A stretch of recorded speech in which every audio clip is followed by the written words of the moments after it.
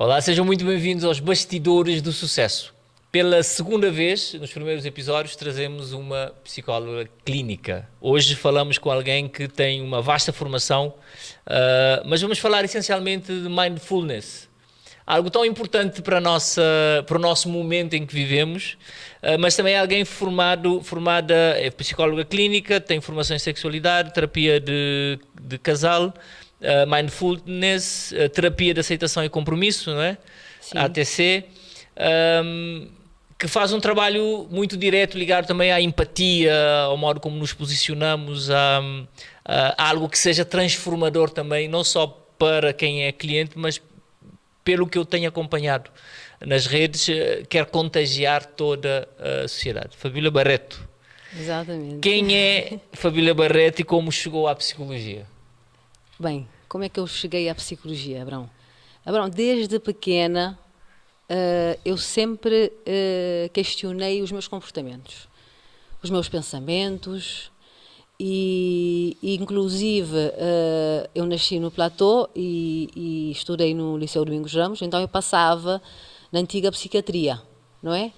Então, aquilo me causava um certo medo também e questionamentos, não é?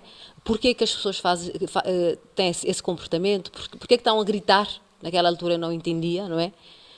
Mas, essencialmente, eu sempre questionei o que eu penso e porquê que eu faço determinadas coisas e porquê que o outro também faz isso. E porquê que também eu não quero fazer determinadas coisas, mas quando eu chego, naquele momento, eu faço Padrões. os padrões. Então, é o que me tem acompanhado desde sempre. E como é que escolheste as áreas na tua formação? Fala-se de saúde mental, a questão da sexologia ou sexualidade? Sexualidade. Sexualidade, terapia de casal, mindfulness e terapia de aceitação e compromisso. Explica-nos de uma forma aberta para quem estiver a ouvir como é que tantas áreas que parecem tão distintas se configuram como a tua área de atuação. Exatamente. Bom, primeiro eu fiz a psicologia clínica, não é? Então, com o tempo, Abrão, tinha uma empresa de beleza, que era uma empresa da minha mãe, não é? Então, isso permitiu-me ter tempo para estudar. Estás a perceber? Então, como um espaço que é meu, eu consigo estudar, fazer formações e mesmo naquele espaço era um laboratório. Eu considerei aquele espaço um laboratório de pessoas, porque entravam pessoas de todas as, digamos, com todos os comportamentos, não é? Então, comecei a interessar-me pela terapia de casal e sexologia, primeiro para entender que muitos casais, às vezes, se separam não separam-se mais porque precisam de orientação, muitas vezes. Quantos casais que deixaram os seus casamentos, as suas relações, porque faltava uma reconexão de novo, não é? Faltou conversa, faltou a escuta, não é? Faltou alguém com formação para ser, digamos, digamos, ser uma bússola, ensinar as pessoas a orientarem-se. Mas Então, quer dizer que os casais precisam de terapia? com certeza. Em que circunstâncias? Isto é uma modernice no sentido de algo que se inventou agora ou é algo que sempre foi necessário e descobrimos agora com mais urgência? Sempre foi necessário, Abrão. Repara, eu costumo dizer que a vida é um autêntico cenário, não é? E nós, à medida que vamos envelhecendo, não é? Vamos também mudando de papéis. Antes a pessoa era solteira, depois a pessoa tem uma relação, depois vem filhos, não é? Então, nós vamos mudando de papéis, vamos mudando também, inclusive, de valores. Aquilo que hoje é o meu valor, amanhã pode mudar. Então, com isso, se o casal não estiver com uma certa conexão, vão se perder. E é por isso que muitas vezes dizem, já não gostas mais de mim. Um deles diz, por exemplo, já não gostas mais de mim. Não é, mas não é isso. a pessoa cresceu. A pessoa cresceu, a pessoa mudou. E é suposto mudar. Diz-se que muitas vezes os nossos amigos e os nossos familiares são os que mais sentem quando evoluímos. Porque deixam de nos reconhecer. Deixam de reconhecer a pessoa que amam. É assim tão difícil aceitar a evolução das pessoas? É, e é preciso ter muita coragem. Quem quer mudar tem que ter coragem. Porque é como se os nossos familiares, as pessoas mais próximas, não estão a reconhecer-nos. Parece que aquilo não é, a Fabiola não é essa Já não é a Fabiola mesma que eu coisa. conheço. Sim. Então há uma certa estranheza e e também as pessoas às vezes afastam-se. Não é? E temos que ter essa consciência que a mudança traz também o seu peso. E é ótimo, nós sentimos bem quando mudamos de valores, quando estamos a fazer outras coisas, mas tem um preço a pagar. Então, é mais fácil mudar quando estás sozinho, sem um compromisso de casal, aguentas as consequências sozinho, entras ou sozinha, do que quando estamos em casal, não é? Mas a grande parte das pessoas ou casam-se muito cedo e essas mudanças vão acontecendo durante a relação. Que aconselhamentos dá ao casal que começa agora, mas também aos casais que estão a meio termo já com algum tempo e que começam a ver sinais de que podem estar a desconectar-se? Exatamente. Primeiro é prestar atenção. Temos que prestar atenção, que já não há conversa, porque essa correria tem-nos afastado um do outro, não é? E é perceber isso e comunicar, falar, vamos sentar e falar sobre a nossa relação. Dificilmente nós fazemos isso. Por quê? Porque queremos fugir dessa dor, não é?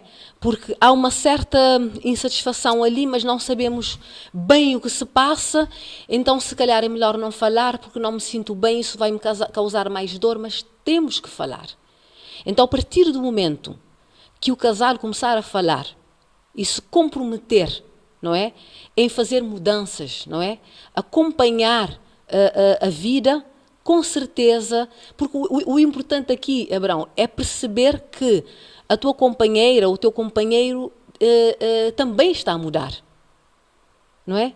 Se nós mudamos, o nosso corpo físico muda, o que é que esperamos? Os papéis também mudam, não é?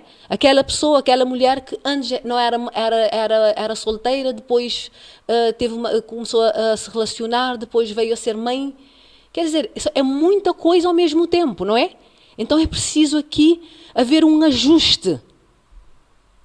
No passado, os padres e as igrejas faziam uma espécie de acompanhamento de casal, havia os valores mais rígidos, e hoje há quase uma banalização, tanto do casamento como do divórcio. Parece que as pessoas se divorciam por razões mínimas, concorda? Concordo, sim, eu concordo. E repara, Abrão, o relacionamento tem uma grande capacidade de nos fazer crescer. Porque ali nós temos, digamos, nós aprendemos o que é o sacrifício, não é? Nós aprendemos a ser tolerantes, porque são duas pessoas diferentes, que no início há aquela paixão, mas depois, não é? Aquela paixão vai se esfriar, não é?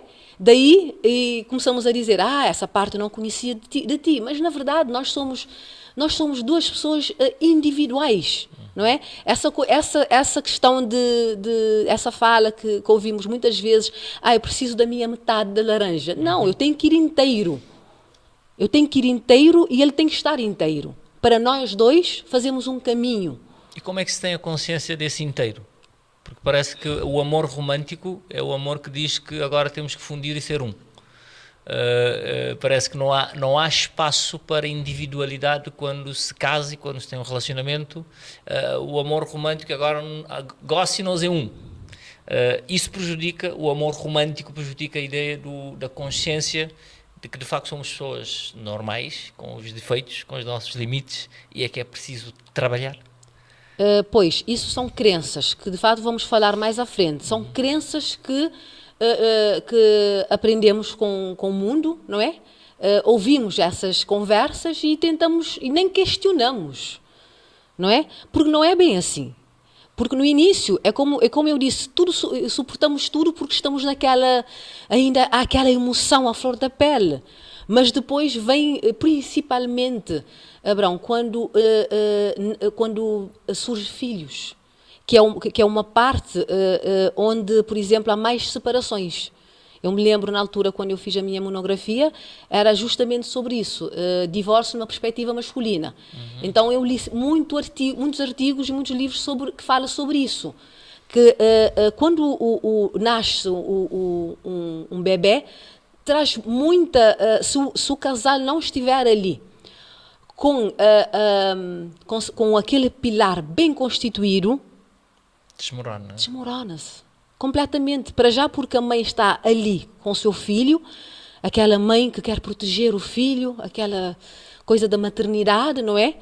E muitas vezes até com depressões, exatamente, tem até uma depressão que quer dizer, sintomas de depressão que se chama baby blues.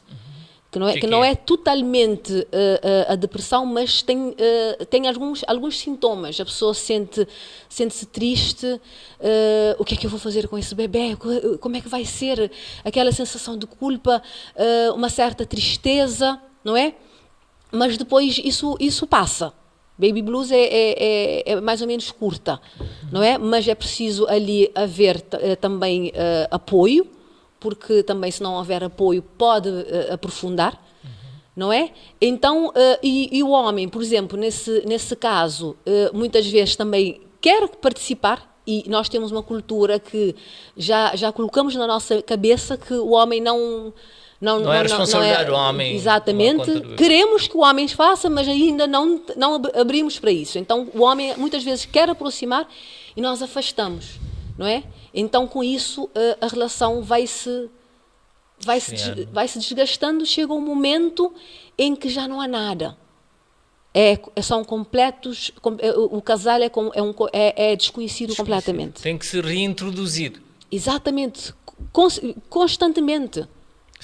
Qual a importância de rituais durante o casamento para manter essa chama?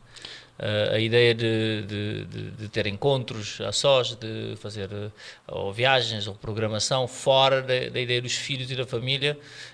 Como é que se preserva a chama num casamento? Já que é especialista aqui na terapia de casal, como é que se mantém a chama? Acho que é uma pergunta que todo mundo vai fazer ao ouvir o início da nossa conversa.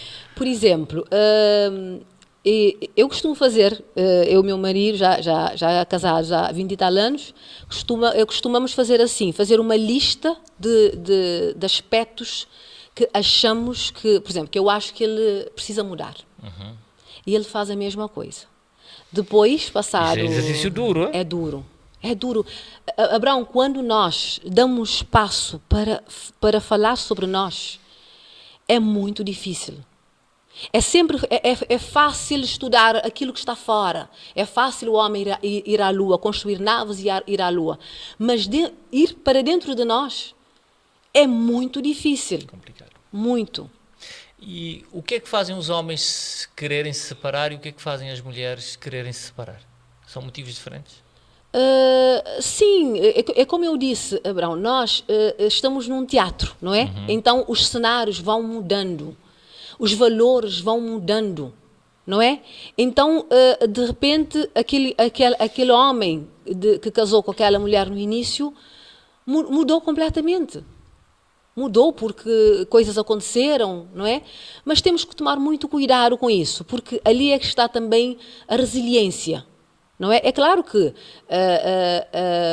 quando o casal já não se gosta, já não há amor, pronto, é preciso também, já não dá para fazer tanta coisa, se bem que eu acredito que há momentos em que isso pode acontecer, que a pessoa pode sentir que não, eu não estou a gostar da minha esposa e vice-versa, mas às vezes é a reconexão de novo, é aquela coisa de, por exemplo, atualmente nós não temos tempo.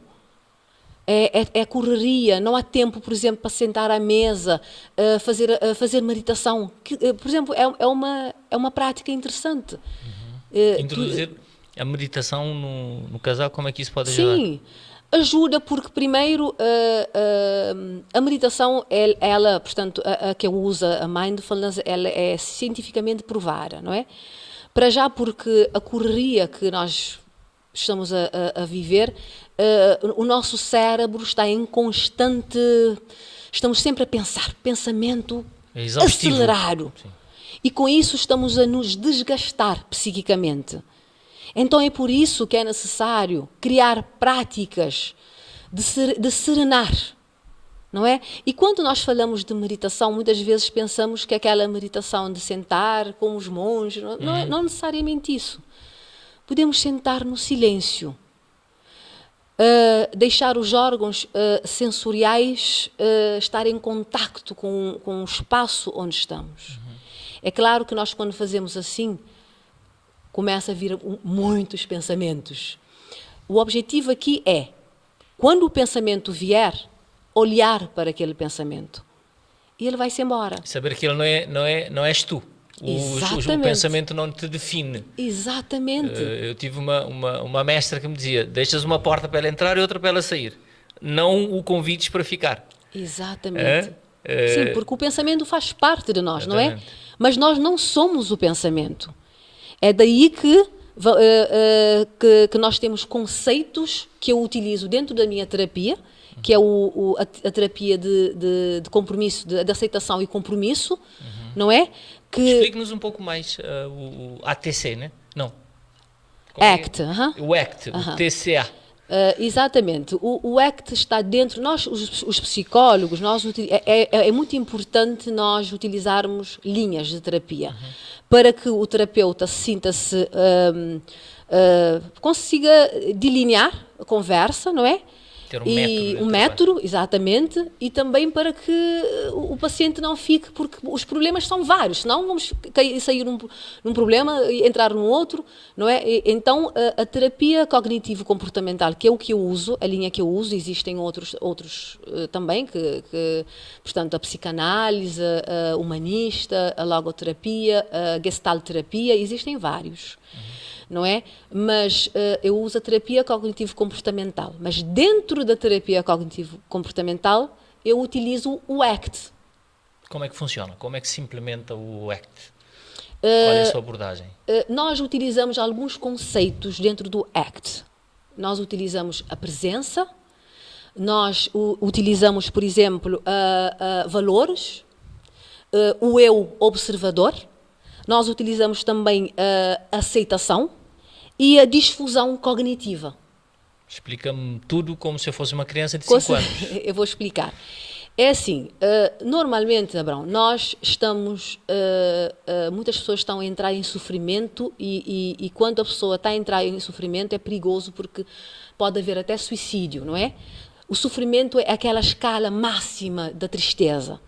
A pessoa pode ficar triste, mas o sofrimento já é diferente, não é? Porque o sofrimento é praticamente, eu não aceito o que eu estou a passar neste momento. É não aceitação. Então é importante nós aceitarmos o que está a acontecer nesse momento. Só que como isso traz-nos muitas dores e muita tristeza e o ser humano quer fugir dela. Porquê? Porque nós também disseram-nos que nós temos que ser felizes. A ideia da felicidade esmaga, não é? E acaba por condicionar imensamente. Exatamente. Então é tipo assim, a infelicidade não é para mim. Eu tenho que ser feliz. E nós não aceitamos. Mas isso faz parte da vida.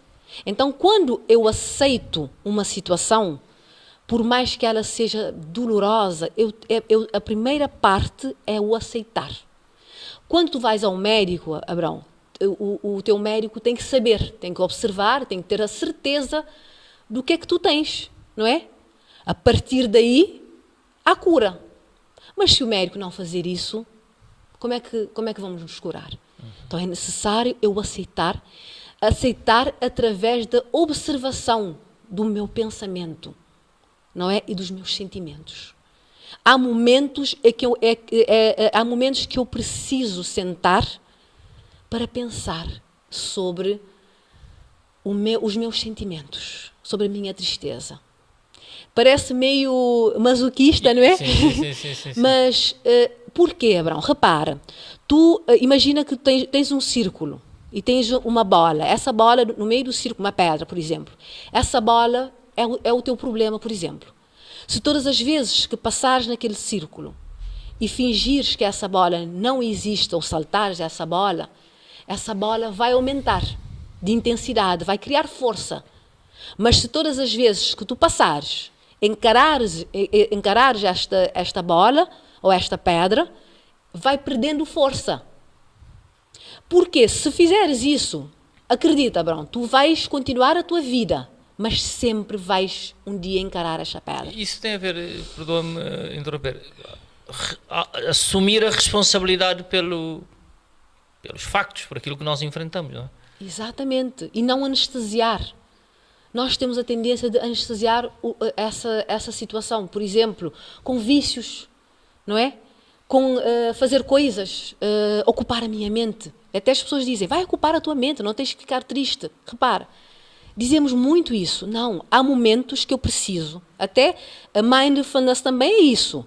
É tirar, por exemplo, todas as manhãs, fazer uma autorreflexão, pensar sobre, não é só fazer autorreflexão, não é só fazer um plano, o que é que vai ser hoje, vou ter pensamento positivo, porque isso vai acontecer. Não, uma autorreflexão de pensar sobre os meus pensamentos e sentimentos. Mas repara, Abraão, é importante perceberes que não és tu.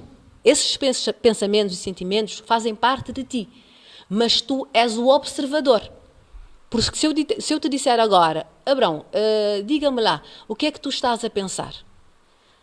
Tu vais observar o teu pensamento e vais-me dizer. Então, quem é aquele observador? Significa que há uma distância, não é? Entre aquele que sente e aquele que observa. Claro. E quanto mais criarmos distâncias entre essas duas figuras, digamos assim, vamos levando a vida um pouco mais leve e menos a sério. E quando eu digo levar a vida menos a sério, não é brincar com a vida. Um bom ator, quando está a fazer o seu filme ou qualquer coisa que ele está a fazer, ele pode ser um excelente ator, incorporar-se mesmo. Mas ele depois sabe que depois vai para casa. Ele sabe que ele está a atuar. Tem que despir a personagem. Pois, mas ele não deixa de fazer o que é que ele tem que fazer. Mas por isso nós estamos a nos esquecer que a vida não pode ser levada muito a sério, porque vamos embora, Abraão. Nós vamos morrer. Aquela frase de este é um jogo do qual ninguém sairá vivo, não é? E nós não pensamos, não falamos sobre isso. Ou seja, é uma sociedade do vamos fazer de contas, não é? Uma sociedade que estamos a criar cada vez mais ilusão. Tudo isso para fugir da tristeza. Nós banimos a tristeza, não é? De certa maneira, há aqui uma sociedade principalmente amplificada pelas redes sociais, onde é proibido sentir triste. Eu tenho muitos amigos e conhecidos que eu digo, mas há muito tempo que eu não te vejo a postar nada. Nunca tens estado direito. Nunca tens estado sentir direito. Ou seja, há aqui essa sociedade amplificada das redes sociais em que só postas os momentos felizes. E, ao mesmo tempo, és o observador da vida dos outros.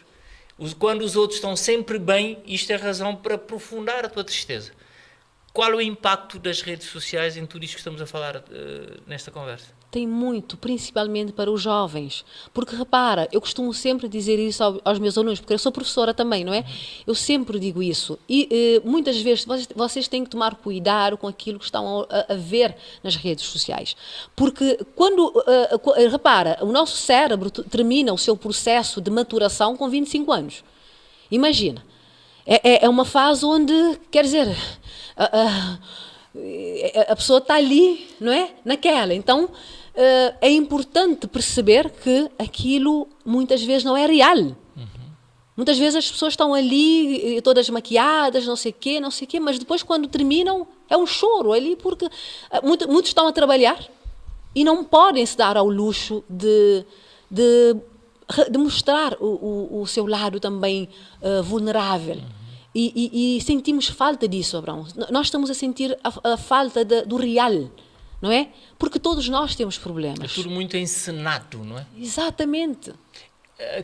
Que doenças podem surgir de uma sociedade que finge o tempo todo em que nós somos obrigados a atuar ou a ter essa quase dupla personalidade entre aquilo que é real e a nossa vida, as nossas lutas e esse espelhamento nas redes, na comparação com a vida dos outros, que malefícios mentais em termos de doença de comportamento nos pode proporcionar. Coletivamente também, individualmente, mas também coletivamente.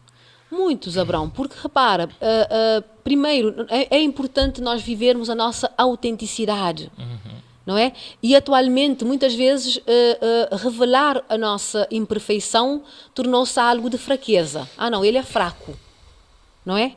E estamos sempre a querer passar isso. E com todo esse processo, não é? Deixando de ser autêntico, então significa que eu estou a utilizar uma máscara. Então, quando é que eu sou eu? Não é? Quando é que eu sou eu? Então, com isso, surge a ansiedade, surge uma tristeza profunda que a pessoa não sabe. A pessoa não sabe. Às vezes a pessoa nem sabe por que eu estou triste. É um vazio, um certo vazio que eu disse há bocado que traz tanta tristeza a ponto de chegarmos ao sofrimento e a querer tirar a nossa própria vida. Não é à toa que temos muitos casos de suicídio em Cabo Verde, principalmente em jovens. Sim. Exatamente.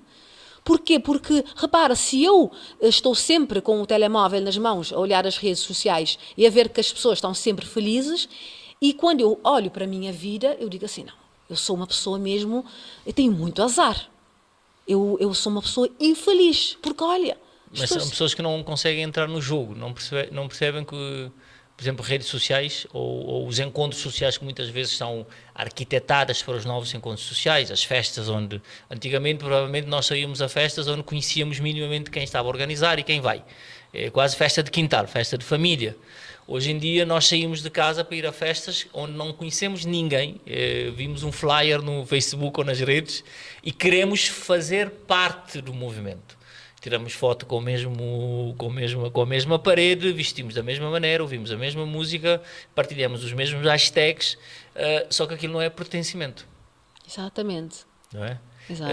Então parece que aqui há uma discussão, mas doutora, eu queria voltar para trás. Vamos. Qual é o momento transformador no seu exercício profissional que lhe leva a fazer as escolhas, nomeadamente a ideia de dedicar-se ao mindfulness, ao ACT?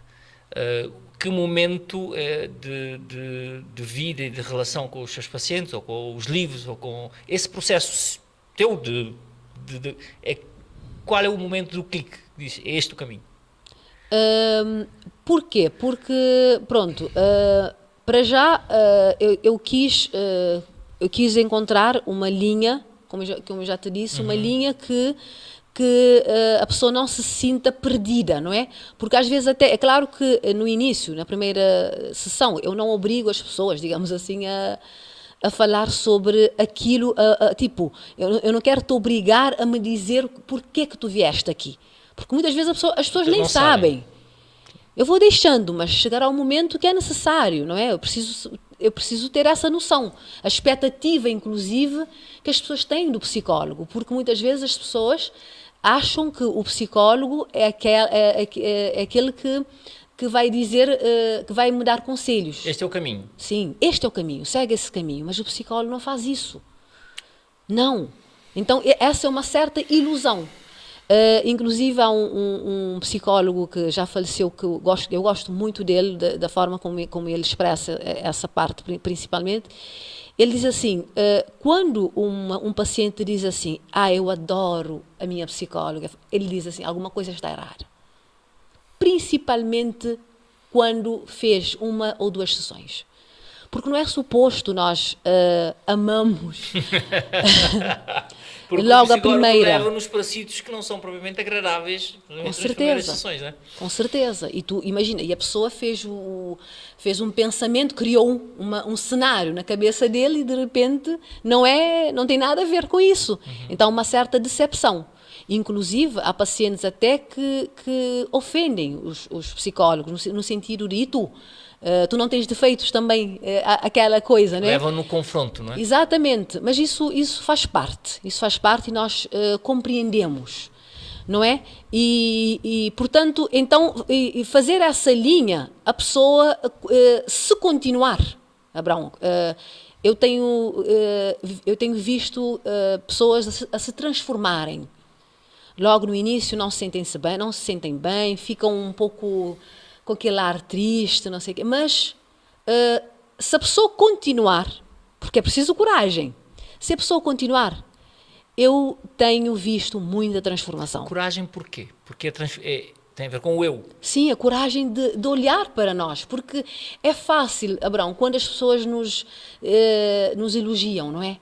É a própria necessidade do ser humano, a necessidade de estima, não é? De valorização. Todos nós temos essa necessidade. De aceitação, né? Exato, mas quando começamos a perceber que, afinal, o que eu estou a viver é porque não estou a conduzir muito bem o meu caminho, então a culpa, principalmente no casal, sempre a culpa é do outro, não é? Então quando eles começam a perceber que todos estão na mesma linha, que nenhum tem mais culpa do que o outro, daí, pronto, há aquele também que se chateia com o psicólogo, né? Diz, não, tu estás a defender sim. O meu companheiro, ou estás a defender a minha companheira. E não é isso, não é? Claro que isso. O psicólogo não toma parte. Claro que não, isso é inadmissível, isso é eticamente incorreto, não é? E o objetivo mesmo nem é isso. Por isso que também é importante, Abraão, o próprio psicólogo também ter o seu psicólogo, fazer a sua terapia em dia, estar de bem, não é? E eu costumo dizer até que, por exemplo, a questão da escuta. Por exemplo, a questão da escuta eu não aprendi quando eu fiz psicologia. Eu sabia que nós tínhamos que ter essa... O que é escuta? Exato, boa pergunta. A ideia é que as pessoas compreendam, não como um lugar comum, mas nós a entender um ao outro, mas eles compreendam. O que é o lugar da escuta? O que é escutar? Pois, o escutar não é apenas ouvir, não é? E atualmente estamos a escutar muito mal. E então o psicólogo tem que estar tão presente, mas tão presente, a ponto de escutar até aquilo que a paciente nem sabe que sabe. E nem sabe que disse. E nem sabe que disse, tem? Exatamente. Há coisas que a pessoa não sabe que sabe também, não é?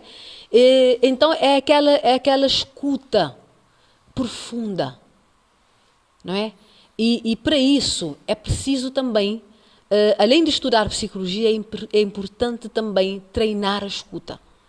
E eu acho até que chegará um dia que temos que ir para trás, não é? Não como homens primitivos, digamos assim, à caça, mas começar a recolher aquilo que era importante antigamente.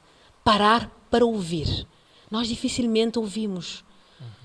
Eu estou a ouvir, é daí que surge, por exemplo, o relacionamento que de repente já não há mais nada, porque parece que eu sei o que é que o meu marido vai me dizer. Não, eu sei o que é que ele vai me dizer. Eu sei o que é que meu filho vai me dizer. Não. Eu não sei tudo do meu marido. Ele não sabe. A escuta parte do princípio que tu não sabes tudo. Exatamente. Ou seja, deixar que seja o outro a verbalizar aquilo que tem que ser dito. Exatamente. Então, enquanto isso, a pessoa, por exemplo, está a falar e eu estou a pensar no que é que eu vou responder. E às vezes fazemos isso porque achamos que se não perdemos a linha. Mas nós não perdemos a linha, Abraão. É como se fosse um pintor. Um pintor, quando faz uma arte incrível, ele começa do vazio. Não é? É do vazio que sai. É sempre do vazio que sai alguma coisa. Nós estamos preenchidos, às vezes até quando as pessoas estão a fazer caminhar, as pessoas dizem, não, eu vim fazer caminhada porque assim eu vou pensando. Não, e por que não caminhar? Sem pensar. Sem pensar. Sentir o meu corpo. Está a dizer que nós não precisamos estar o tempo todo a pensar. Exatamente. Pensar vira um vício. Exatamente, Abraão. É exatamente isso. E quando tu começas a ter essa consciência, é duro porque vais ter até abstinência, por experiência própria. Há 8 anos, quando eu comecei a trabalhar esse aspecto, eu comecei a sentir tão mal que... Mas valeu a pena. Valeu a pena porque hoje eu consigo, não, eu não estou a dizer que eu sou uma expert em escutar, né? Mas hoje eu controlo os meus pensamentos e eu digo sempre, às vezes vem aquele pensamento, eu como observadora, parece que há uma certa, quando tu fazes isso, há uma certa distância entre o observador e o pensamento, que às vezes antes de pensar já estás ali, pronto, para olhar para ele, e sem julgamento. O importante é isso, Abrão, é olhar para o meu pensamento, aceitar o que eu estou a passar, mas sem julgamento, nem julgar o outro, nem julgar a mim. Exatamente. Eu estou aqui a ouvir a doutora e a lembrar, eu e a minha esposa, estou sempre em casa e de vez em quando estou ali. E há sempre aquelas perguntas 300 vezes, o que é que estás a pensar? E às vezes não se está a pensar. E parece difícil que outras pessoas acreditem que estás absorto ou estás sem nenhum pensamento, não é? Exatamente. Essa nossa conversa leva-nos a outro tema, ao mesmo tema, que é a qualidade do nosso pensamento. Como é que se cultiva pensamentos de qualidade? Como é que a música influencia, o que lemos influencia, o ambiente influencia? Como é que a doutora, como é que podemos cultivar, e aí se calhar entramos no mindfulness, como é que podemos incentivar pensamentos de qualidade, porque pensamentos de qualidade significa uma vida de qualidade e uma relação, de certa forma, com mais qualidade com tudo, não é? Exatamente. Escolher até conversas que eu tenho com as pessoas, não é? Porque há conversas que, se nós continuarmos, aquilo vai me influenciar. Então, é necessário, por exemplo, também a questão da música, não é? Nós que somos pais, é muito importante estarmos ali. Por exemplo, eu de vez em quando, a minha filha, eu olho para a televisão e eu olho a minha filha a ver programas que até, o que é que tu estás a ver?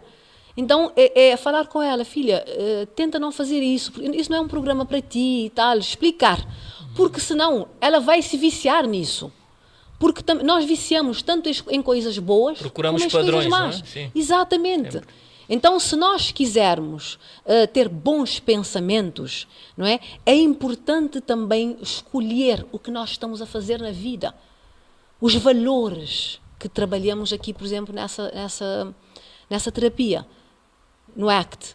Escolher valores, e esses valores têm que ser claros e têm que ser valores conscientes e profundos, não podem ser coisas supérfluas, não é?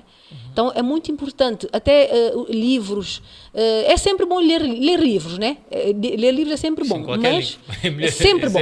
Isso já é diferente de programas, não é? Claro. Qualquer livro é sempre bom, mas escolher conversas estar ao pé de pessoas, por exemplo, onde podemos aprender, não é? Nós estamos sempre a aprender e se quisermos evoluir, temos que, de facto, de vez em quando costumas partilhar coisas assim, não é, Abrão? Temos que estar ao pé de pessoas que ou estão às vezes no mesmo nível que nós, ou então superior a nós. Isso não é arrogância, isso não é, muitas vezes é interpretado, não é que nós vamos deixar de lado as pessoas que antes conversávamos, mas de tudo um pouco, não é? Claro.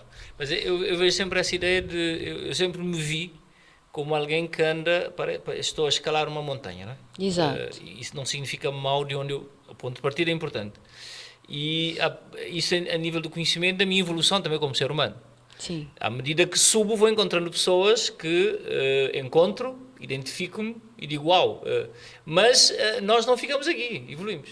Exatamente. Se essas pessoas ficam para trás, nós passamos a identificar com quem vamos encontrando acima. Exatamente. E como se diz, chegas ao cume de uma montanha, há sempre outra montanha para subir. Parece uma evolução constante e parece muito dolorosa, não é? Doutora, o que é mindfulness de uma forma muito simples? Vamos focar agora a parte da nossa conversa para que as pessoas compreendam essa especialidade, essa prática. Quem deve fazer, como se inicia, o que é. Explica-nos, dê-nos aqui uma aula para passar. Pois, mindfulness, se formos traduzir ao português, é esvaziar a mente. Mas realmente, mindfulness é estar no presente. Existem mindfulness formais, não é? E informal. Formal é quando, por exemplo, eu escolho uma atividade para estar lá plena, não é? Pode ser, por exemplo, caminhar, pode ser através do comer, não é? Podemos escolher. Ou pode ser também sentado para ouvir o meu pensamento e o meu sentimento, ou pura e simplesmente estar ali sentado, ouvir uma música também, não é? Quer dizer, a parte formal é estruturar, não é? Eu organizo-me para isso. Mas, na verdade, o que Mindfulness quer das pessoas, digamos assim, é que durante o dia estejamos presentes em tudo o que fazemos. Aí podes perguntar, então não é para pensar? Não, tu pensas, mas não precisas ficar lá. Lembra que o pensamento é memória. Quando fala de presença, está a falar de tempo, de hoje, de agora, De e não agora. de ontem, nem de Exato, amanhã. porque na verdade o presente, mindfulness é estar presente, não é? Como é o estar presente? O presente é o único momento presente, é o agora. Porquê? Porque é o único momento, Abraão, que tu podes fazer alguma coisa. Ontem já passou e o amanhã não existe. Porque ainda é uma ideia, não é? Então, o importante é estarmos aqui presentes. Estamos atrapados no hoje, mas inventamos espaços do passado, do presente, do futuro que não existem, não é? E é da mente. Sim. É da mente porque a mente não suporta, o ego não suporta que fiques no presente, porque significa a morte dela, não é? É a sustentabilidade dela de querer ficar no passado e no futuro. Para garantir, repara, se eu agora não estou bem, o que é que eu faço? Bom, mas amanhã vou estar bem. Eu não estou feliz, mas eu tenho a certeza que quando eu me reformar, eu vou ser uma pessoa muito feliz. Estás a ver? Estamos sempre a projetar a felicidade por amanhã. E quem disse que temos o amanhã? É esse o problema. Quem disse que temos amanhã? Por exemplo, a amizade. Por que não? Eu estou com um amigo, eu estou ali a ouvir o meu amigo. Eu não sei se amanhã eu estarei aqui ou o meu amigo poderá também não estar. Não sabe se amanhã o seu amigo será seu amigo também. Também. Eu digo sempre isso com certeza, a todo mundo. Com certeza. Então, é estar ali. Estar ali, deixar, quando um amigo está a falar, dar palco a ele, deixar que ele fale, não é? Cada um na sua vez, mas atualmente parece que temos tanta pressa que ninguém quer ouvir ninguém. Todos estamos com uma ânsia de falar, que escutar. Estamos a esperar que as pessoas terminem para falarmos. Tem sido muito difícil. Qual é a diferença entre mindfulness e meditação tradicional? Há alguma diferença? Meditação tradicional está dentro da mindfulness formal. Estás a perceber? Mas portanto, antes, tinha aí um livro que nos podia mostrar agora. Disse-me que é o melhor livro, O Poder do Agora. Sim, O Poder do Agora é um livro extraordinário. Eckhart Tolle, o autor. Tem este também, que é o Novo Mundo, não é? Muito, muito bom. Mas eu aconselho quem quem quer começar, que comece com O Novo Mundo. É um livro, não é um livro fácil. Eu já há 8 anos que eu estou a ler esse livro. Não porque é difícil não é porque a pessoa não entende, digamos assim, porque é um livro que é para ler não com a mente, Abraão, é para ler com a emoção. Estás a perceber? Inclusive, ele mesmo ele diz que é importante, ao leres, parares um bocado, refletir sobre isso, e às vezes até vais parar, tipo, meses, para, estás a ver, para... Não, o livro é interessante. Agora abriga numa parte que diz assim: em situações de emergência, em que a vida é ameaçada, uma mudança na consciência do tempo para o presente acontece por vezes naturalmente. A personalidade que possui um passado e um futuro recua momentaneamente e é substituída por uma intensa presença consciente, muito serena, mas ao mesmo tempo muito vigilante. Seja qual for a resposta necessária, ela surgirá então desse estado de consciência. Abri. Olha que interessante. Olha um exemplo. Por exemplo, eu lembro uma vez que a minha filha caiu. Naquele momento, eu não pensei. Eu agi. É que nós achamos que se nós pensarmos, estamos a controlar. A controlar, sim. Mas na verdade é que quando acontece o que vai acontecer, não há pensamento. É o único momento em que não há pensamento, porque tu vais agir. Então é uma falsa sensação de, quer dizer, é algo que me dá uma certa tranquilidade, controlar Uma o falsa futuro. segurança, não é? Exatamente, mas não. Chegará um momento, nós vamos com certeza agir. Não vale a pena estarmos a pensar como é que vai ser, porque a ansiedade que se vê, principalmente nas escolas, por exemplo, ataques de pânicos, não é? É exatamente isso. Estamos com muita pressa. O que é que vai ser? Nesse momento, eu estou com um cenário, mas na verdade nem é este momento, é o passado. É o passado. É o passado.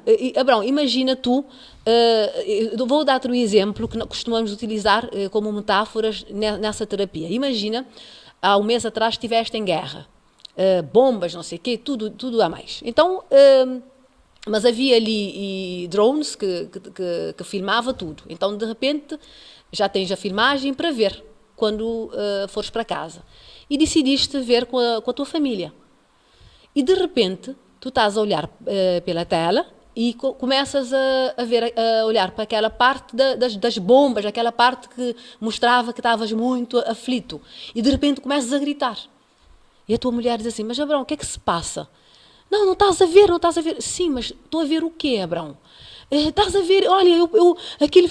Mas agora, o que é que se passa agora, Abrão? Agora não tens bomba, não há nada aqui. Ou seja, nós, nesse momento, estamos no passado, Abrão. Nós não estamos no presente, porque se eu te perguntar, Abrão, mas o que é que se passa nesse momento? O que é que tu tens? Estás com dores? Não. O que é que nesse momento está a acontecer? Nada. É a tua mente. E tu estás a identificar com a tua mente. A nossa mente é a nossa inimiga em muitos momentos. Com certeza. A nossa mente é um instrumento, não é? É um instrumento que pode ser extraordinário, mas também pode nos levar à loucura e ao suicídio. Porque nós identificamos, por isso que esse observador é importante ganhar essa capacidade destaque, não é? Para ter para distinguir. Não, isso é o meu pensamento. E esse meu pensamento está de acordo com o meu humor. Porque a terapia cognitivo-comportamental parte disso, não é? Por isso que é cognitivo. Diz assim, o teu pensamento pode estar disfuncional. É por isso que estás a comportar desta maneira. Então, se começarmos a trabalhar o teu pensamento, a perceber que o teu pensamento são crenças, são ideias que tu tens derivado a tua história, a tua educação, a tua cultura, e não tens que identificar com isso, então isso vais começar a perceber isso e vais começar a modificar o teu comportamento.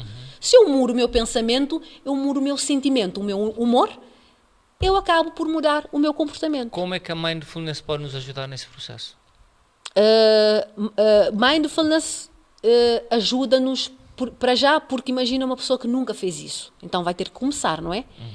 Então eu digo, começa por 3 minutos. De manhã e à noite. Fazendo que exercício? Podes não fazer nada, sentado ali a ouvir o teu pensamento. Apenas a ouvir. Depois levantas e vais fazer o que tens que fazer.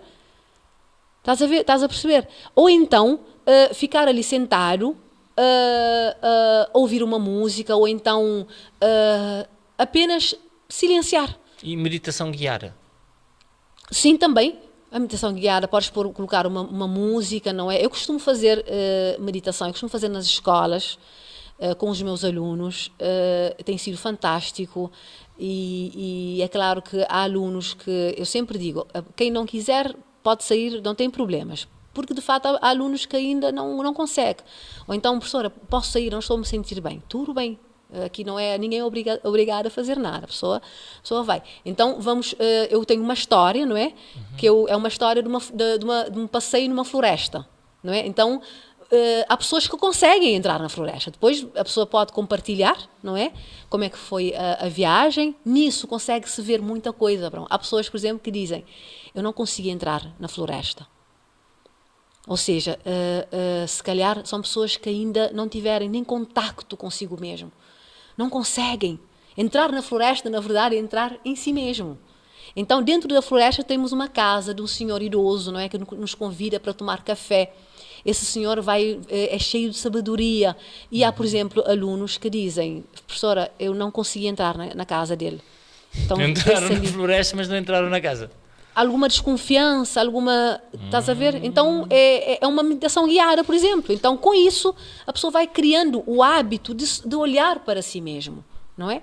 E com isso vai sendo uma prática, mas é uma prática que é preciso continuar. Um exercício contínuo. Sim, né? porque as pessoas então, não consigo. É aí que eu queria chegar. Mindfulness é uma técnica, um estilo de vida, ou os dois ao mesmo tempo? Os dois ao mesmo tempo. É uma técnica que nós utilizamos, por exemplo, dentro da terapia cognitivo-comportamental, não é? Mas também um estilo de vida. Podes fazer isso a qualquer momento, a qualquer momento. Lugar. Mas o ideal é, durante o dia, estares em plena presença. Claro que é muito difícil fazer isso. É preciso... raras pessoas conseguem fazer isso, mas pelo menos uma boa parte do tempo. Nós vamos trabalhando isso, que chegará um momento em que uma boa parte do tempo consegues ficar no presente e não sentes o teu pensamento ali a te martirizar. Se pudesse agora passar uma receita a quem nos está a ouvir, uma prática iniciática, digamos assim, que eles podem fazer nos seus gabinetes, nos seus sítios de trabalho, que pequeno exercício poderia ser bom para eles começarem essa prática? Mesmo que discretamente, mesmo que como ter esse primeiro momento? Eu até costumo fazer palestras sobre mindfulness nas empresas, não é? E até o meu objetivo é fazer com que as escolas, que a mindfulness chegue às escolas, não é? Mas, por exemplo, nos locais de trabalho, eu sempre digo, dou a minha opinião, não é? De ter espaços, uma sala, por exemplo, onde quando sais, entras para o trabalho, tu vais naquela sala. Aquela sala não pode haver conversas. A pessoa vai, há uma musiquinha sempre lá, a pessoa senta-se e fica ali no silêncio. Depois começa a trabalhar. De repente, estás a trabalhar, estás cansado, dá um tempo para ti. Vai de novo. Se eu te encontrar lá, eu já sei que tu estás ali, sem julgamento também, não é? Sem julgamento, estás ali, eu sento também junto contigo, mas em silêncio, depois eu volto para recarregar a minha energia, porque o pensamento muitas vezes não nos deixa trabalhar. É preciso serenar, é preciso ali esvaziar o pensamento com técnicas de respiração. Vais seguindo a tua respiração. Sentas, focas na tua respiração e vais ouvindo o que está ao teu redor, deixar o teu olfato também à vontade, ali sentado, no presente. E nos sítios onde ainda, naturalmente, ainda não há esse avanço de haver um espaço próprio, como é que na prática o podemos implementar? Aos funcionários públicos, aos professores, as pessoas comuns que vivem com muito stress, com essa fadiga de fazer as coisas, podem fazer no autocarro, podem fazer no trânsito, podem fazer na sua mesa de trabalho, tirar aquele minuto em que, apesar de estarem rodeados, é praticável o que eu estou a dizer? Claro, tu podes, por exemplo, podes fazer, por exemplo, ao conduzir. O que é que tu vais fazer? Estás ali a conduzir? Aprecia o que está à tua volta. O pensamento vem, não brigues com ele, não brigues. Olha para ele, ele vai-se embora. Porque se tu não olhares, é como se tivesse o pensamento é terrível, é como se fosse uma bola enorme no mar, estás ali a procurar fundar, mas ele sobe de novo. Então não tentas ir contra ela. Não é? Porque os nossos problemas, se nós assumirmos os nossos problemas, elas vão perder força. E se nós fingirmos que ela não existe, chegará um momento, Abrão, em que esse problema já nem lembramos dele em termos cognitivo e nem em termos sentimental. Isso vai para o subconsciente de tal forma que para muitos neurocientistas surgem doenças físicas. Por isso que é importante encarar, mesmo que isso traga muita dor e muita tristeza. É preciso para ultrapassar. Então, somos sensíveis como sociedade a doenças como a depressão. Eu tenho, não diria nem a sorte nem a azar, tenho conhecimento de pessoas próximas que estão em bastante sofrimento com depressão, não é? O que eu sinto do sentimento delas, das poucas vezes em que conseguem falar, é que não são compreendidas institucionalmente, nem pelos seus colegas, nem pelos seus empregadores, e muitas vezes nem pelos seus familiares. É um pouco frescura. As pessoas não compreendem como é que a nossa sociedade lida com problemas do género, como alterar, como ajudar as pessoas a não chegarem a esse ponto dessa profunda depressão em que não conseguem higienizar, não conseguem relacionar, não conseguem exercer o seu trabalho. Como conscientizar a sociedade para que a depressão parece uma doença não palpável, muitas vezes parece quase não sintomática. Às vezes vemos uma pessoa aí bem, mas está deprimida. Como é que trabalho a fazer? E primeiro perceber que a depressão também, há sintomas de depressão que está muito relacionado com o nosso próprio, com a nossa própria reação do nosso corpo físico, não é? É biológico muitas vezes, não é? Por exemplo, problemas da tiroide, por exemplo, pode surgir sintomas de depressão, a pessoa pode confundir. E há uma certa resistência também ao medicamento. Eu não sou contra medicamento, eu penso que há situações na terapia que a pessoa tem que fazer um acompanhamento com um psiquiatra, não é? A pessoa toma o seu medicamento, faz a sua terapia, não é? Porque às vezes chegou a um ponto já que é necessário. E faz muito bem, esse complemento é muito necessário. Primeiro é desconstruir isso, que a depressão é algo natural, digamos assim, acontece, não é? Qualquer um de nós podemos estar sujeitos a isso. Estamos a um passo, né? Exatamente. Então, a partir do momento em que nós encararmos tudo isso, eu penso que também nós temos 50 anos de vida. Então, estamos num processo, Abrão. Atualmente, muitas pessoas procuram psicólogos. Antigamente, não. Então, é um caminho, é um processo. E está a melhorar. Ou ainda há muita resistência a consultas com psicólogos. Muitas vezes está doido. Pois, exatamente, exato. As crianças ainda não, porque não conhecem as expressões e as construções sociais à volta, mas também conheço muita gente que, precisando, ou que alguém especialista já lhe recomendou consultas, terapia, consultas com psicólogo, mas recusam-se porque a ideia é a mim gastador. Exatamente, exato. E às vezes pessoas com algum conhecimento e eu penso que é isso. Eu penso que vem um pouco a ver tem pouco a ver com aquela vergonha porque nós queremos ser olhados como o perfeito. Nós não temos defeitos, nós não temos vulnerabilidades, não temos medo. Então, principalmente para homens, não é dizer que ir a um psicólogo, principalmente dizer a uma psicóloga mulher, dizer eu vim aqui porque estou com muito medo, tenho medos constantes, não sei o quê. Então a pessoa, como um mecanismo de defesa, diz. Eu costumo dizer que quando as pessoas dizem não, eu não preciso de psicólogo, eu costumo até dizer, são os que mais precisam. Exatamente. Eu costumo até dizer que bom, olha, que bom, porque até nós, os psicólogos, precisamos. Agora, se tu não precisas, isso é bom, não é? Isso é bom, isso é ótimo. A ansiedade e a depressão podem ser não doenças, mas sintomas de outras coisas que nós não resolvemos? Com certeza, com certeza. Por exemplo, essa tristeza, imagina uma pessoa que na infância foi abusada sexualmente, a pessoa não consegue lidar com isso quando criança e não tem nem a consciência do que se passou. Depois, quando cresce, não é? É que vem tudo. Parece que há um momento em que esse pensamento torna-se tão ativo que a pessoa, mas porquê que só agora? Porquê? Porque durante todo o tempo a pessoa foi fazendo as coisas, foi anestesiando em coisas da vida, em prazeres mundanos, não é? E a pessoa acabou por camuflar as coisas. Vamos seguir, mas, Abrão, terá um dia. Há sempre um momento em que as coisas fazem a sua irrupção e vêm à consciência e afetam toda... Sempre. E Freud dizia isso. Não vale a pena fugir. Porque quando uma pessoa, por exemplo, ela pode parecer aparentemente calma, mas um belo dia ela pode ter um comportamento agressivo. Daí todos... Como é possível? Por que aconteceu? Ela é uma pessoa tão calma. Não. Muitas vezes ela recalcava esse sentimento. por muitos anos. Então, houve ali algo que fez disparar aquele comportamento, não é? É incrível. É incrível.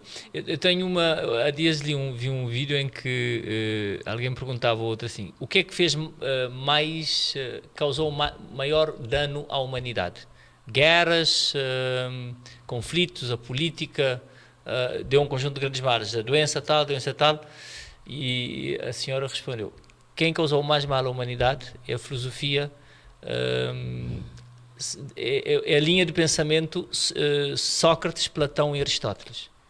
Todo mundo ficou assim, ele disse, não, porque eles idealizaram um mundo perfeito. E quem disse isso é Nietzsche. Nietzsche dizia, tanto Platão, Aristóteles como Sócrates, Aristóteles menos, não foi tão alvo de ataque, mas na ideia de, apesar de reconhecerem que existe um mundo real, camuflaram isso numa idealização de mundos perfeitos, com paradigmas, com regras, com princípios e tal, e nós ficamos atrapados nessa filosofia um pouco grega, né? Digamos assim. Isto causou maior mal à humanidade porque nós passamos a reger a nossa vida a partir de princípios ideais em vez de enfrentarmos a responsabilidade. E é aqui que eu queria chegar ao ACT, aceitação, valores e ação comprometida. O que é o ACT? Vamos voltar para dedicarmos a este bloco. Que diferença entre o ACT e as terapias convencionais e como é que faz essa abordagem no seu gabinete, digamos assim? A diferença está no foco e também, inclusive, por exemplo, o ACT funciona muito em determinadas situações, por exemplo, fobias, portanto, medos, sintomas de ansiedade, depressão, medo de mudanças, não é? Outras terapias têm outros focos, não é? Essa terapia é bem avaliada nesses aspectos aqui, não é? Por exemplo, a psicanálise, por exemplo, é diferente, tem outros focos, por exemplo, ele foca-se muito nos sonhos, por exemplo, em decifrar os sonhos. Freud dizia que aquilo que sonhamos não é à toa, não é? Tem sempre ali alguma coisinha. E é diferente, a linha de terapia é diferente e para a psicanálise tem outros... há uma ligação com outras, com outros transtornos. Mas, especificamente, o ACT, o foco, portanto, como eu já disse no início, é na aceitação, no estar no presente, Aceitação aqui, Abrão, não é o aceitar apenas dizer, eu já aceitei isso, é também aceitar que eu não estou a conseguir. E ficar em paz com isso. Porque há pessoas que dizem, mas eu não estou a conseguir aceitar isso. Tudo bem, aceita isso também. Agora, quando aceitares que tu não estás a conseguir, tu vais arranjar ferramentas, não é? Vais trabalhar para conseguires ultrapassar essa situação, não é? Mas isso também é aceitação.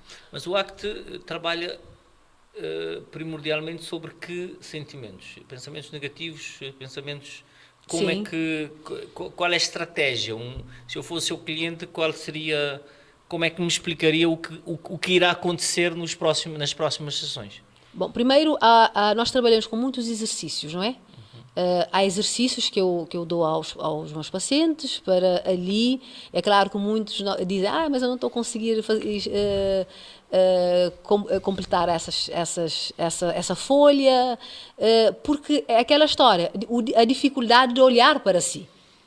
Temos muita dificuldade. Então, é importante saber, a partir imagina uma pessoa que vai lá na terapia e diz assim, eu estou aqui porque eu estou com uma vontade enorme de mudar de trabalho, mas o meu pensamento sempre vem que é melhor não, fazer, que isso não vai dar certo, e esse pensamento está sempre comigo. Estás a ver? Aqui é um pensamento de uma certa forma disfuncional, não é? A pessoa está a acreditar no seu pensamento. Então, não devemos acreditar no nosso pensamento, doutor. Repara, pergunta. Não é que nós não... por exemplo, nesse caso... É que a doutora disse aqui algo interessante que eu queria aprofundar, que diz, a pessoa Aham. acredita no seu pensamento, ou seja, se a pessoa, aqui já está a separar o pensamento da pessoa, se a pessoa vê o pensamento, quem é que está a pensar? Pois é, pois é. Tudo isso faz parte de nós. Há um observador que é uma das como é que é de dizer? Conceitos. Um dos conceitos desta terapia aqui é o eu observador, não é? Eu observo o meu pensamento, mas eu não sou o meu pensamento. Se eu estou a pensar que eu não estou a conseguir, se eu quero mudar de trabalho e estou a ter pensamentos Contrários daquilo ao que eu contrário, quero. exatamente, aí vamos lá descobrir, não é? O que é que se passa? A autoestima da pessoa, como é que está? Não é? Ali vão surgindo coisas, aí a pessoa também vai começar a perceber. Quando a pessoa se libertar daquele pensamento no sentido de, não, eu estou a pensar assim porque eu tenho determinadas crenças. Crenças, exatamente. Porque eu fui educado assim. Porque quando eu era pequena, o meu pai ou a minha mãe dizia, esse teste não é teu, de certeza copiaste. Por exemplo, aquela autoestima que precisa ser trabalhada. Então, é perceber que o pensamento aqui, que eu tenho pensamento, mas eu sou a observadora desse pensamento. Então, se eu conseguir Então, temos distanciar... que dar prevalência ao observador. Exatamente, Abrão. Porque muitas vezes as coisas que nós não fazemos ou fazemos vêm dos pensamentos. Os pensamentos, de certa forma, se deixarmos os pensamentos governarem, fazemos muitas coisas que não devemos ou não queremos fazer. Exatamente. É por isso que o mundo está como está, porque o pensamento é da mente. A mente é que está a nos governar neste momento. E quem é que nos deve governar? Hã? Quem é que nos deve governar, então?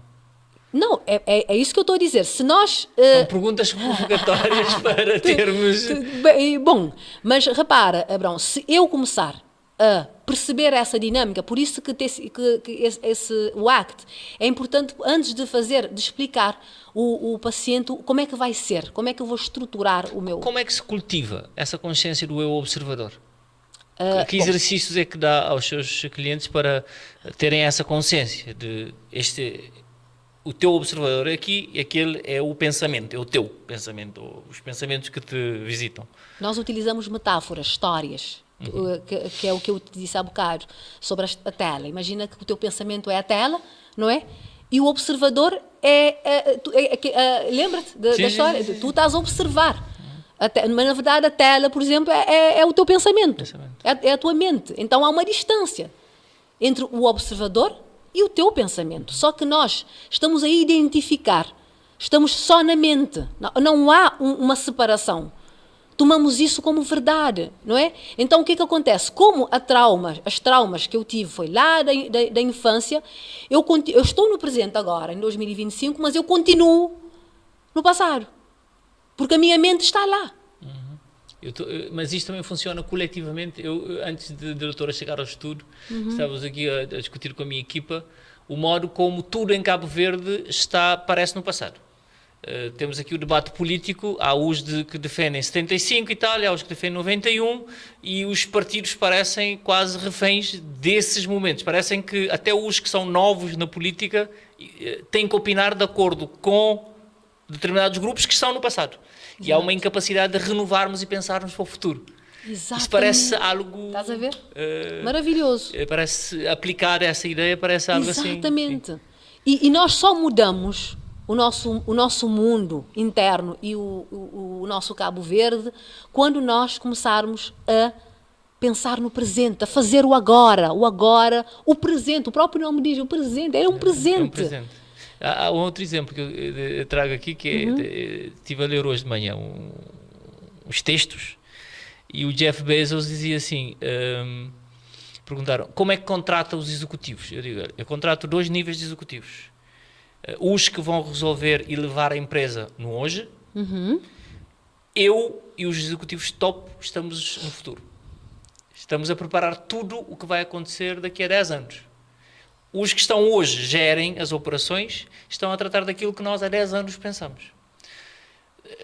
Para mim é fantástico pensar isso, que é, os que estão a liderar devem sempre ter um olhar a preparar o futuro, conscientes que o hoje já está a funcionar. Não é? Maravilha.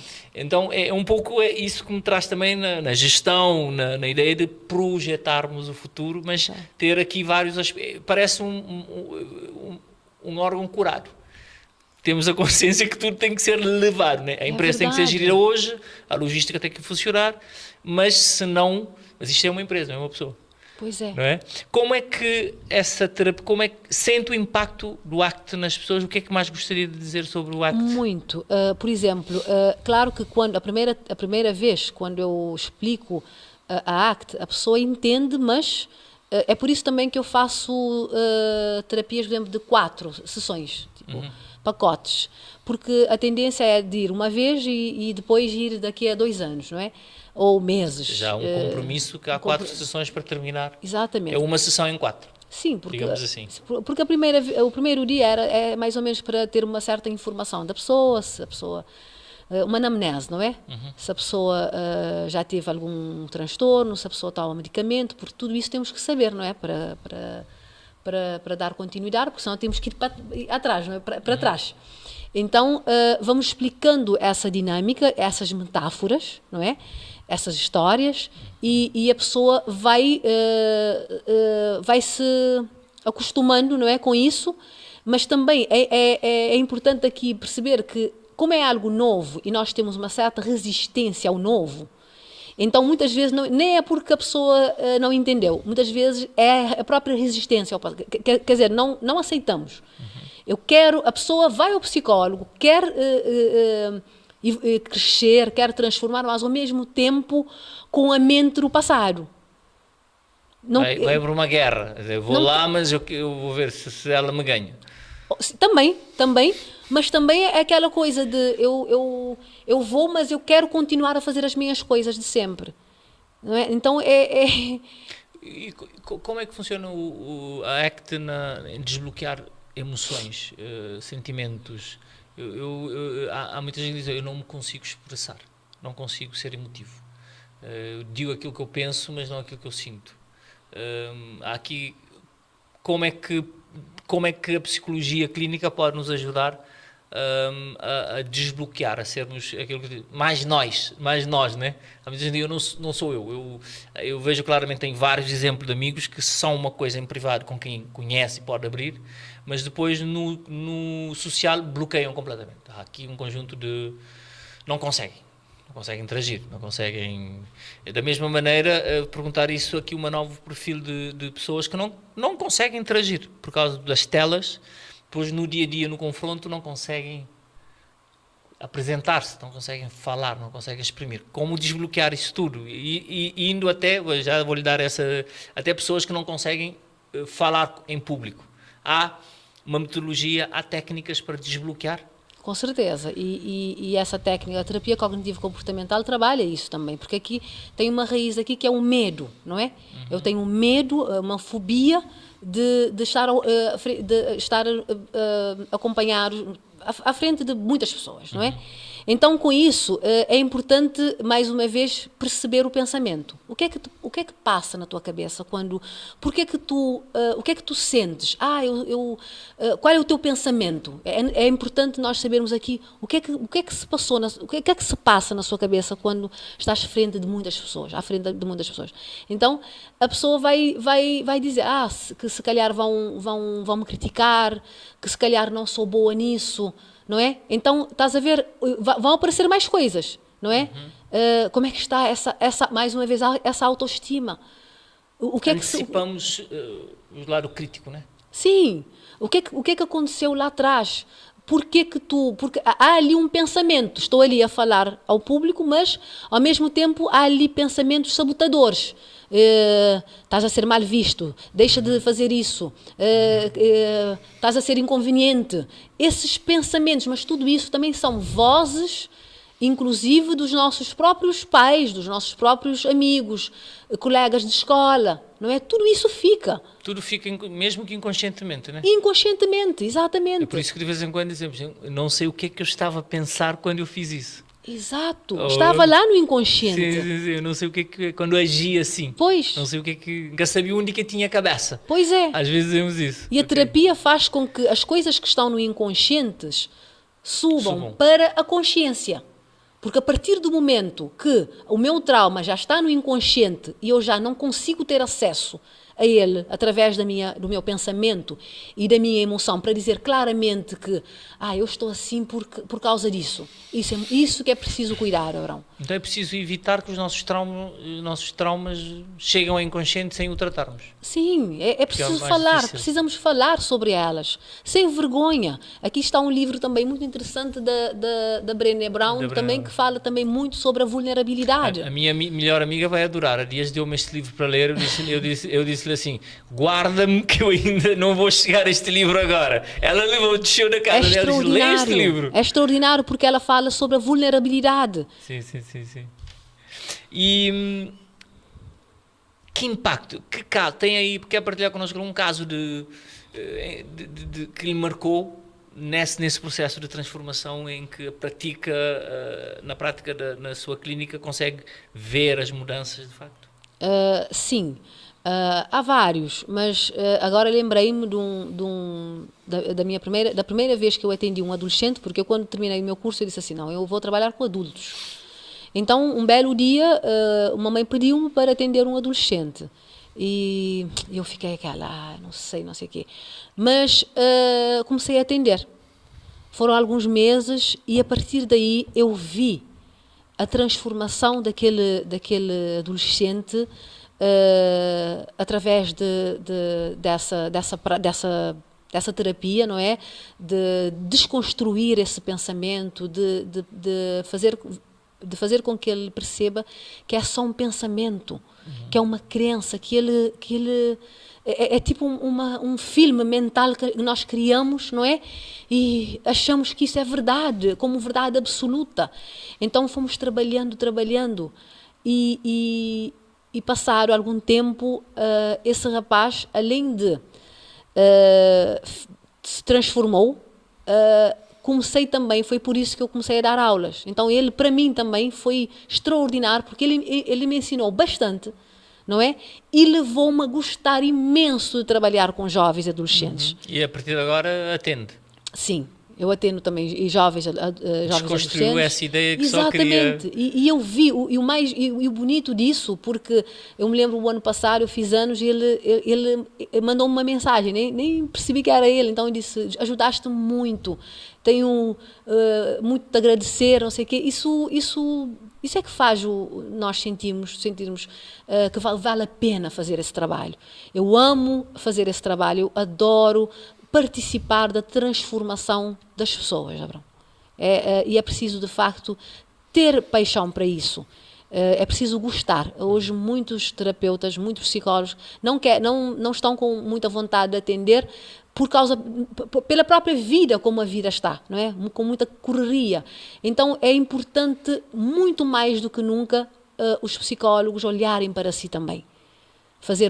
Aqui em Cabo Verde precisamos também unir mais os psicólogos, não é? Tem uma ordem, já existe a ordem, há né? uma ordem, mas ainda não há aquela união mas acredito que um dia iremos conseguir, para que tenhamos mais união, formações, não é? Porque sem comodismo, porque nós temos que estar sempre a estudar, Abrão.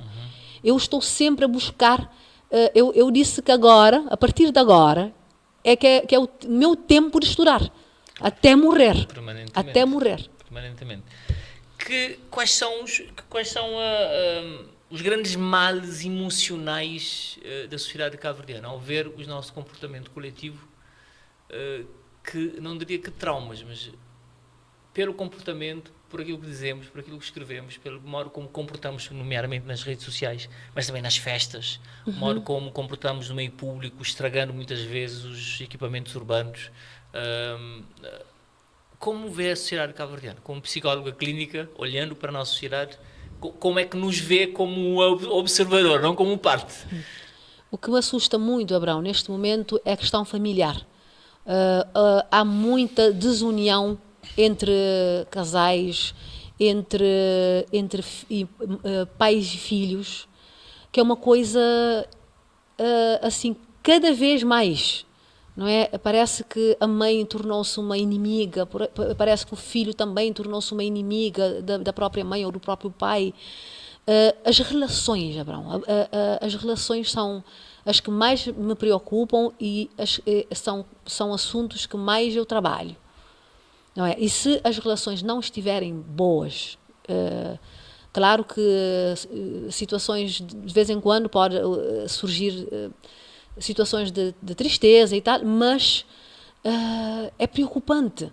E se a família, que é um bem mais precioso, não estiver com uma certa sustentabilidade, não é? O que é que vai ser do nosso Cabo Verde? Não é? Quando se vê, por exemplo, filhos que falam mal de pais, mal mesmo, como um inimigo, ou então companheiros que já tiveram momentos bons, de repente é o maior inimigo, e às vezes esquecemos que tem filhos ali.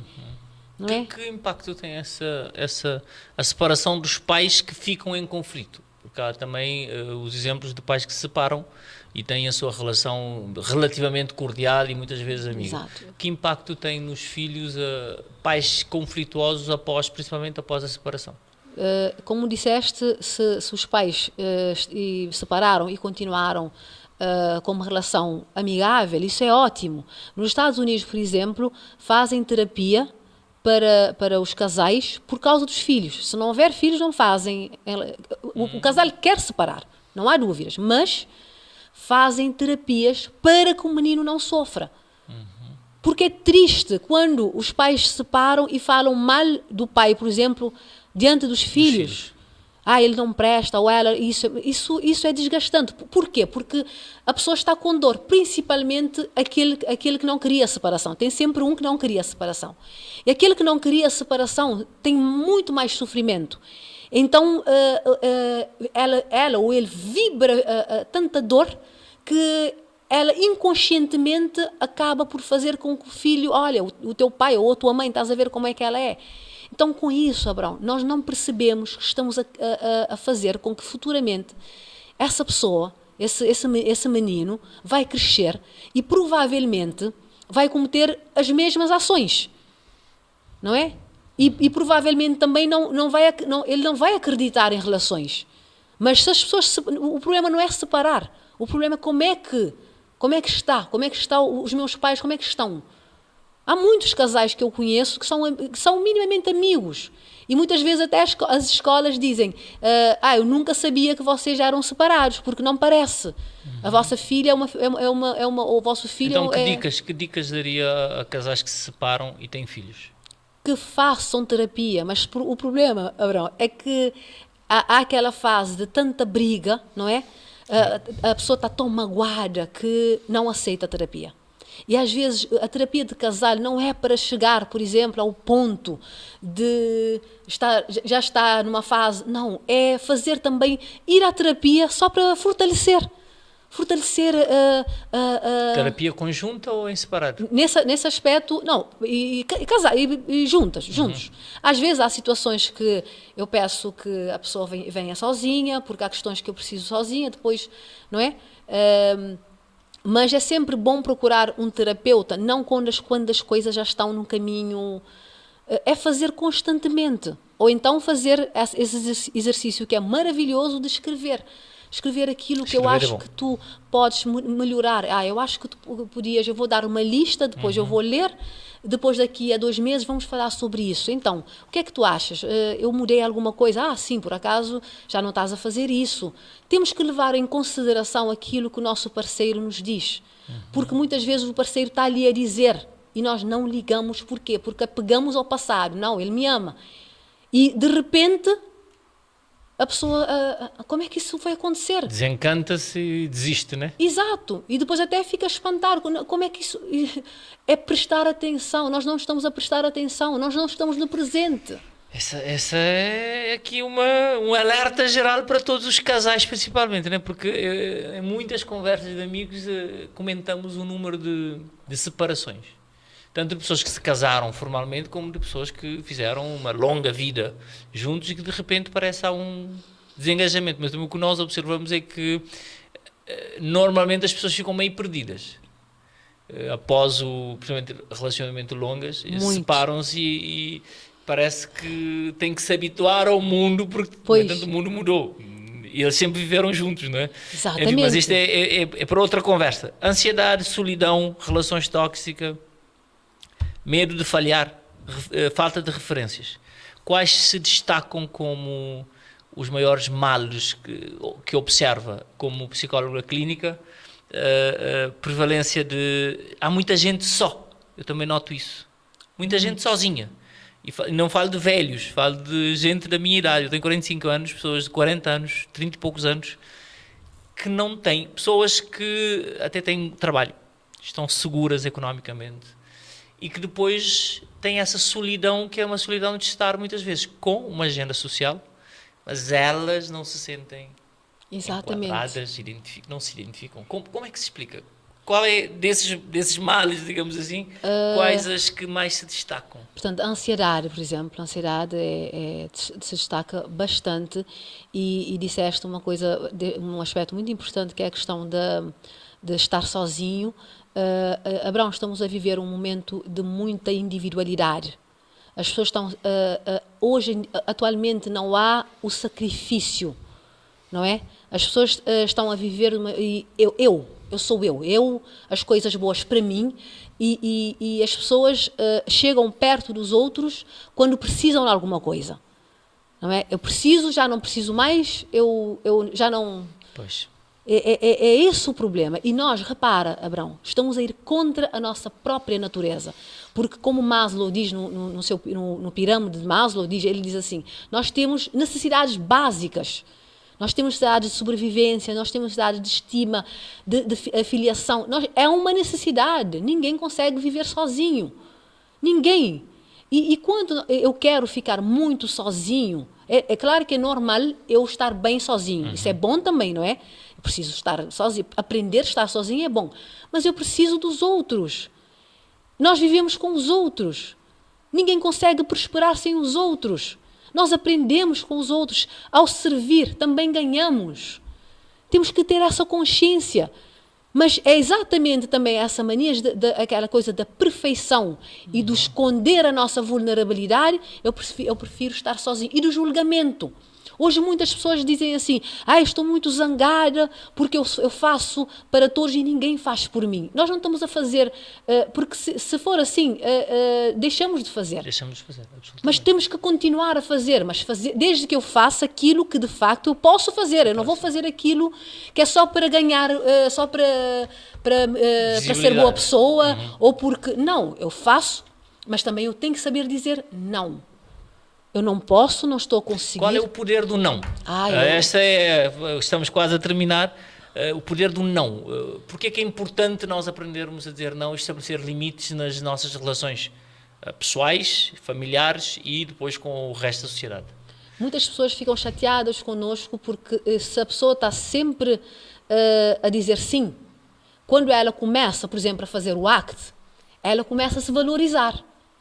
Ela começa a fazer aquilo que, de facto, ela começa a viver o seu propósito, ela começa a ser autêntica, porque ela começa a trabalhar a sua aceitação, não é? As suas vulnerabilidades. A partir daí, a pessoa tem toda a vontade de dizer não quando ela não pode. Claro. E dizer não e ficar de bem, mas é um processo. No início, eu digo sempre, vais dizer não e não vais sentir bem, mas não te preocupes. Não te preocupes, insiste. O teu cérebro está habituado. Não é poderoso. Não é poderoso, é libertador. Uma pessoa que diz não é uma pessoa que se respeita. Exatamente. Não é? Diz não é uma frase completa. Exatamente. Não é uma palavra. Não Exatamente. É uma frase completa. Exatamente. E o porquê de nós termos a necessidade de nos justificar sempre que dizemos que não? Aquela situação de queremos ser os bonzinhos, Abrão. Nós não permitimos de ser mal e falados, não é? Por exemplo, hoje muitas pessoas têm redes sociais e falam, nas redes sociais falam muitas coisas, às vezes não tão agradáveis, não é? Mas é esse o momento também que quem tem coisas agradáveis para dizer que diga. Deve entrar. Agora, vai sempre haver também críticos. Mas a partir do momento que nós estamos numa rede social, temos que preparar para isso. Claro, absolutamente. Temos que estar preparados. Isso é bom, é conseguir fazer isso também, de aceitar. Tudo bem, essa pessoa está a me criticar, ótimo, também eu não sou perfeito, não Claro, quero ser claro. perfeito. Agora, vulnerabilidade até que ponto?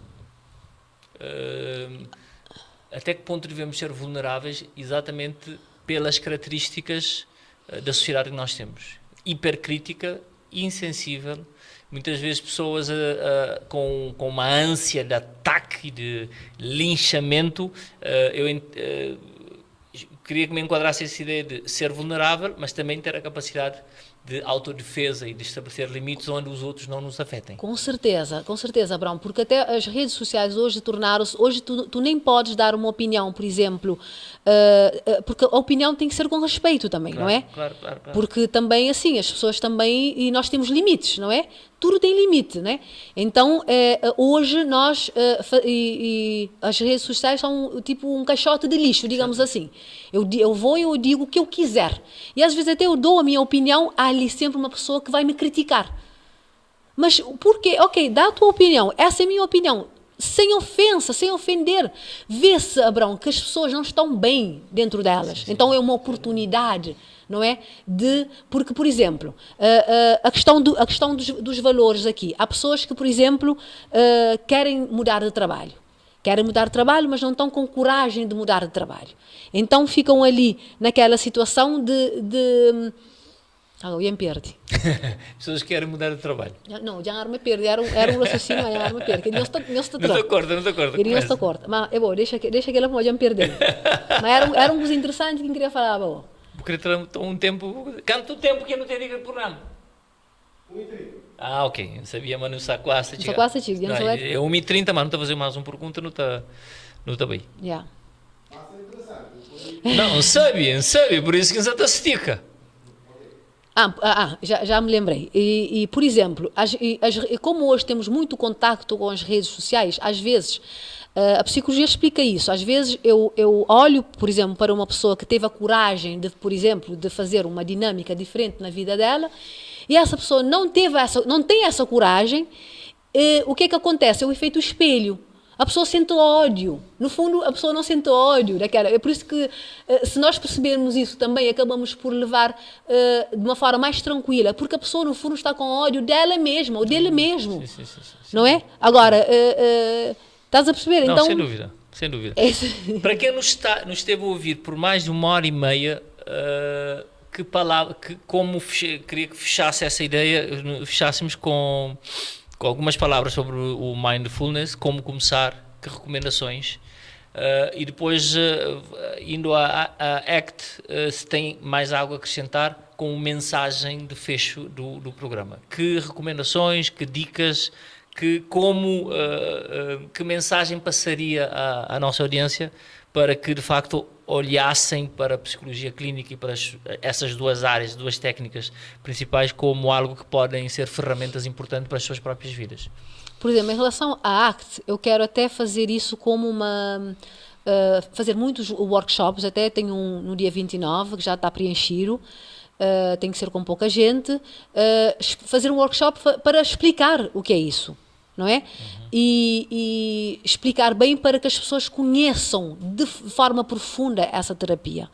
Uso as redes sociais também para isso, não é? Faço muito isso para as pessoas perceberem, e até porque o objetivo, Abrão, é fazer com que as pessoas tenham as suas ferramentas e não se sintam dependentes do terapeuta, não é?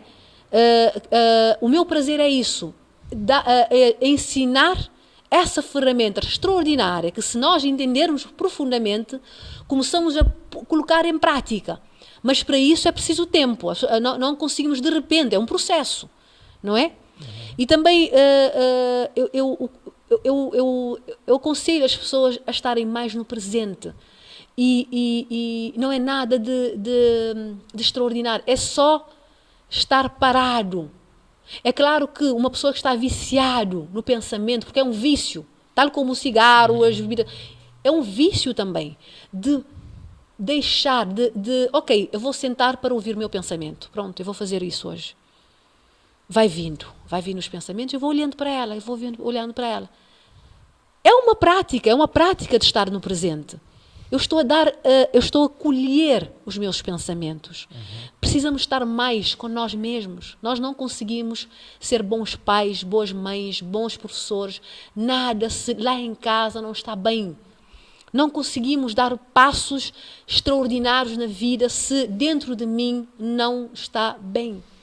E que mensagem deixa quem está exausto, cansado, triste e que ainda resiste à procura de uma clínica ou de uma terapeuta? Que me procure, não é? Claro, claro. Eu trabalho muito com pessoas que estão fora de Cabo Verde, terapia online, que precisamos também desconstruir isso, é extraordinário fazer online também. Eu acho que as pessoas que vivem fora de Cabo Verde, por exemplo, nos Estados Unidos, a pessoa pode até falar inglês, mas fazer uma terapia na nossa língua, Abrão, é uma maravilha, não é? É como escrever com caneta, não é? É diferente de escrever com um teclado. Exatamente, obrigado, exatamente. É absolutamente então, incrível. para as pessoas desconstruírem esse pensamento, essa crença de que a terapia online não funciona, que ela quer presencial e de que a terapia não vai me ajudar, experimente. Vamos experimentar uma sessão. Vamos dar uma chance. Nós temos que lembrar que é o nosso pensamento sabotador. Nós temos que lembrar que aquele pensamento não somos o pensamento. Posso estar a pensar assim, mas esse não sou eu. É preciso treino também, não é? Muito, mas se a pessoa começar a perceber, por isso que é importante explicar muitas vezes nas redes sociais o que é isso, a pessoa começa a entender, fica mais claro. Exatamente. Não é? A partir daí a pessoa vai se libertando e é claro que com isso as pessoas não vão ser felizes, não é isso, porque momentos desagradáveis têm que vir, faz parte da vida, mas pelo menos, Abrão, nós continuamos atrás dos nossos valores. Absolutamente incrível a nossa conversa. Alguma mensagem, algum tema que nós não abordamos e gostaria de... Acho que não. Acho que já falamos bastante. Eu espero voltar a tê-la aqui no programa. Eu acho que... penso que conseguimos aqui tocar pontos chaves para despertar, abrir portas, não é? Porque eu creio que...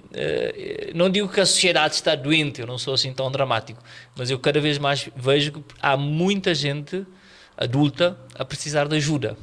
Muita dor, há muita dor interna. De ser ouvida, de ser acarinhada, de ser acolhida. E como se diz hoje nas redes sociais, passamos de um momento em que todo mundo tinha que fazer posts perfeitos com edições perfeitas e passamos outra vez a um momento em que as pessoas querem conteúdo mais profundo. E é por isso que queria também dar parabéns pela sua presença nas redes, muito pedagógico, muito aberto, abre mentes, não é? Porque mesmo não sabendo, há sempre quem se inspira em nós. Isso é algo que eu aprendi desde cedo, que as redes sociais parece que estamos numa relação com a câmara, mas há sempre alguém que se inspira. Portanto, muito obrigado, Fabíola. Obrigada eu por essa oportunidade, Abrão. Foi muito bom essa conversa. Espero que inspiremos muita gente e em breve teremos aqui outra vez para outros temas. Exatamente. Obrigadíssimo. Eu também espero. E aqui foi uma conversa realmente profunda. Muitas vezes tive aqui um engasgo na garganta porque eu fui imaginando situações. Este foi o verdadeiro os bastidores de sucesso, mostrando que as conversas profundas também alimentam os nossos dias. Espero que este podcast seja de utilidade e seja de bom ouvir e bom escutar. Como disse aqui a doutora Fabíola, espero que a próxima semana nos vamos encontrar com outro tema, outro convidado, mas que este tema faça eco durante a vossa semana. Até breve.